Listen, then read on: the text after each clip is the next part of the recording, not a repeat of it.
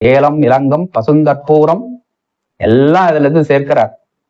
சேர்த்தவுடன் அதுல குங்குமப்பூ எல்லாம் சேர்க்கிறார். சேர்த்து முடிச்சுட்டு வாசனை திரவியங்கள் எல்லாம் சேர்த்துட்டு பெருமாளுக்கு திருவாராதனங்க பரமபதத்துல நடந்துட்டு இருக்கு, திவ்யலோகத்துல நடந்துட்டு இருக்கு.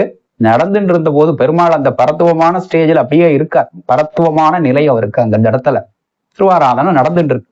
நடந்துட்டு இருக்கும் போது அந்த தூபம் போடுவா பாருங்கோ, அந்த தூபத்துல போட்ட உடனே பாக்குறார், நம்ம இந்த உயர்ந்த நிலையிலிருந்து இருந்துட்டு சௌலபியமான நம்ம சாதாரண ஒரு எளிமையான ஒரு நிலைமையில இருக்கணுமே அப்படின்னு பாக்குறாரு. அவரு டக்குன்னு உடனே ஞாபகம் வருது, பகவானுக்கு ஞாபகம் வருது. என்ன ஞாபகம் வருது? அந்த புகை இருக்கு பார்த்தீங்களா, அந்த புகையில அப்படியே ஒரு மாயையினால வழக்கெல்லாம் நித்திய சூரியர்கள் கண்ணில் படாத மாதிரி அப்படி லேசா மெதுவா வரார். வந்துட்டு நமக்காக பூலோகத்துக்கு பெருமான் வரார். பூலோகத்துல என்ன பண்றாராம், கோபிமார்கள் அந்த வெண்ணெய் அதை எடுத்து வச்சிருக்கா, வெண்ணெய் கடைஞ்சு வச்சிருக்கா, அந்த வாசனை போறதுக்கு முன்னாடி அந்த வெண்ணெயை அப்படியே அள்ளி வாயில போட்டுக்கிறாராம் கிருஷ்ண பெருமான்.